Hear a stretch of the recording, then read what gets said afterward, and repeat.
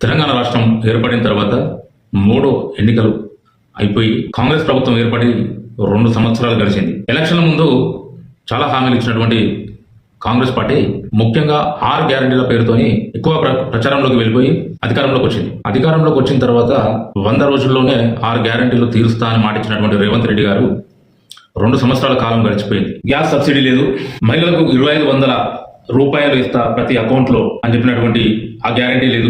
కేవలం bus free మాత్రమే నడుస్తుంది. గృహానికి గృహజ్యోతి పేరు మీద 200 యూనిట్లు మాత్రం వస్తుంది. ఇక మరి గ్యారంటీల ముచ్చట మాట్లాడుకుంటే ఈ 2 మాత్రమే కనిపిస్తున్నాయి. మరి ఇచ్చిన 6 గ్యారంటీల్లో మరి మిగతా గ్యారంటీలు అనేది సంపూర్ణంగా అమలు కాలేదని ప్రజల మాట.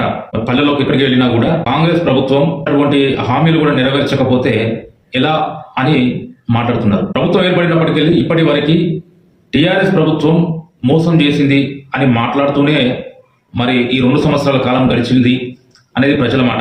రేవంత్ రెడ్డి గారు అనేక సంక్షేమ పథకాలు ఇస్తాం, అనేక ఉచిత పథకాలు ఇస్తాం అని మాట్లాడి ఈరోజు రాష్ట్రంలో నిధులు లేవు, రాష్ట్రంలో పైస లేదు, పైసా అప్పు కోసం పోతే ఎవరు అప్పు ఇవ్వట్లేదు అని మాటలు చెప్తున్నారు. మరి ప్రభుత్వము ఇచ్చేటువంటి స్కీములు మీ మేనిఫెస్టోలో పెట్టినప్పుడు మేము అప్పు ఎట్లా పట్టుకురావాలి, మేము ప్రజలకు ఇచ్చినటువంటి హామీలు ఒకవేళ ప్రభుత్వం ఏర్పాటైతే హామీలు అనేది ఏ విధంగా నెరవేర్చాలి అనే ఆలోచన లేకుండా అయితే ఉండరు. మరి అప్పుడు ఆలోచించి మాత్రమే గ్యారంటీలు పెట్టినప్పుడు మరి ఇప్పుడు అమలు చేయడానికి ఎందుకు వెనుకడిగేయాలి? 2500 ప్రతి మహిళా అకౌంట్లో వేస్తామని మాట్లాడి ఇప్పటికీ 24 నెలలు అవుతుంది.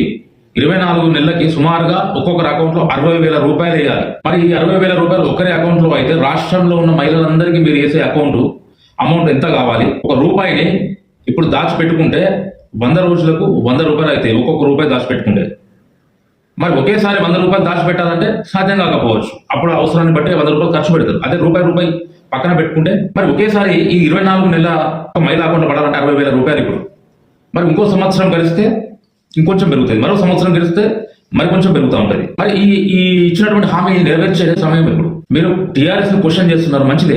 అక్కడ ఈ స్కామ్ చేసినారు, ఇందులో ఈ పైసలు ఇంత తిన్నారు, ఇన్ని కోట్లు లక్షల కోట్లు స్కాములు చేసిండ్రు, ఫామ్ హౌస్లు కట్టుకున్నారు, కాళేశ్వరం పేరిట చాలా దోపిడీ జరిగింది, ఇవన్నీ చెప్తున్నారు. ఓకే, అందులో ఎంత స్కామ్ జరిగింది, ఏం జరిగిందని దాన్ని ధృవీకరించడానికి నిరూపించడానికి కేంద్ర ప్రభుత్వాలు కానీ దానికి సంబంధించిన చట్టాలు కానీ అవన్నీ ఉన్నాయి. వాళ్ళు స్కాములు చేసి వాళ్ళు కనుక దోపిడీ కనుక చేసినట్లయితే చట్టపరంగా పోవాలి, ఎంక్వైరీ చేయాలి, ఆ పని అది నడుస్తూనే ఉంటుంది. కానీ అదే ముచ్చట చెప్పుకుంటూ కాలాన్ని గడపద్దు కదా. సుమారు 4 కోట్ల మంది తెలంగాణ ప్రజలకు మీరు ఒక ముఖ్యమంత్రి అన్నప్పుడు మీరు ఏం చేయాలి? రాష్ట్ర అభివృద్ధి కానీ ప్రజల అభివృద్ధి కానీ రాష్ట్ర ఖజానాను ఏ విధంగా సేకరించాలి, ఏ విధంగా ప్రజల కోసం ఖర్చు పెట్టాలి, సంక్షేమ పథకాలు ఏ విధంగా ఇవ్వాలి, విద్యకు ఏ విధంగా ప్రాధాన్యం ఇవ్వాలి, వైద్యానికి ఏమి ఇవ్వాలి. ఒక కేసీఆర్ కుటుంబం గురించి మాట్లాడడానికి సమయం కాదు కదా.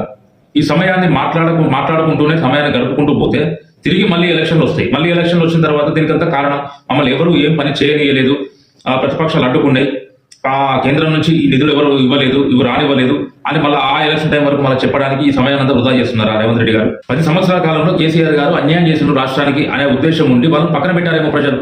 మీకు అవకాశం ఇచ్చినప్పుడు మీరేం చేయాలి? ఆ యొక్క పనిని ఆ యొక్క రాష్ట్రం మీ తరఫున ఏమైతే అభివృద్ధి చేయాలనుకున్నారో టీఆర్ఎస్ ప్రభుత్వం ఏ విధంగా మోసం చేసింది కాబట్టి మీరు ఏ విధంగా అయితే సరిదిద్దాలనో ఈ రాష్ట్రాన్ని ఏ విధంగా పనులు చేయాలి, అసలు రాష్ట్రం అంటే ఈ విధంగా అభివృద్ధి చెందాలి అని మీరు చేయించి చూపించాల్సింది పోయి కాలయాపన చేయకూడదు కదా. తిరిగి కాంగ్రెస్ ప్రభుత్వముకు ఇంత మెజారిటీ ఇచ్చి మీ మీద ఆశలు పెట్టుకున్నటువంటి ప్రజలకు ఆ నిరాశ మిగిల్చకుండా చూసే బాధ్యత మీదే కదా. మీరు ఒక నివేదికను రిలీజ్ చేయండి, ఒక నివేదికను మీరు ప్రెస్ మీట్ పెట్టండి. ప్రెస్ మీట్కి వచ్చిందంటే ప్రెస్ మీట్ పెట్టిందంటే వాళ్ళని మీరు తిట్టడానికి సరిపోతుంది. కేసీఆర్ గారు ఏమైనా తిన్నారు, అది మొదటి 6 నెలలనే చెప్పాలి, దాని మీద ఎంక్వైరీ చేయించాలి, ఏదంటే కేంద్రం చూసుకోవాలి, పైనుంచి సుప్రీంకోర్టులో అక్కడ నుంచి ఆర్డర్స్ రావాలి, ఆ విధంగా వాళ్ళు చేసుకోవాలి.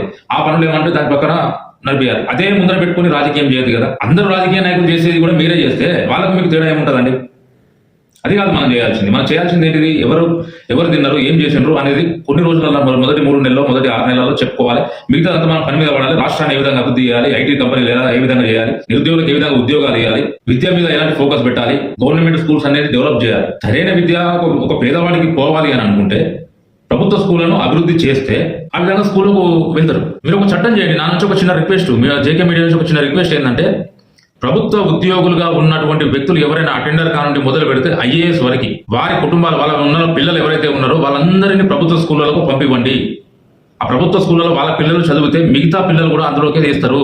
అలాంటి అవకాశం లేదు కాబట్టి పేదవాడు కూడా, పైసా లేనివాడు కూడా, పైసకి ఇబ్బంది పడేటోడు అప్పులు చేసి మరీ ప్రైవేట్ పాఠశాలలో పంపిస్తున్నారు. పైసలు అందకపోతే మధ్యలోనే చదువు ఆపేస్తున్నారు, కూలి పనులకు వెళ్ళిపోతున్నారు. అటు ప్రభుత్వ స్కూల్కి వెళ్ళలేరు, ప్రైవేట్ స్కూల్కి వెళ్దామంటే పైసలు లేవు. మరి ఈ విధంగా ఉండేసరికి విద్య ఏ విధంగా అందుతుంది? మరి మీరు ఒక చట్టం తీసుకురండి, అది గొప్పగా ఆ చట్టాన్ని మీరు అమలు చేస్తే మిమ్మల్ని అప్రిషియేట్ చేస్తారు. గొప్ప ఇంతకు మించి ఇంకొక సీఎం రాడు తెలంగాణకు అనేది ప్రశంసలు చెల్లిస్తారు. అసలు చేయాల్సిన పని ఇది. ఆ గవర్నమెంట్ సెక్టర్ లో జాబ్ చేసే ప్రతి వ్యక్తి కూడా ప్రభుత్వ దవాఖానకు పోయి ట్రీట్మెంట్ చేయించుకోవాలి.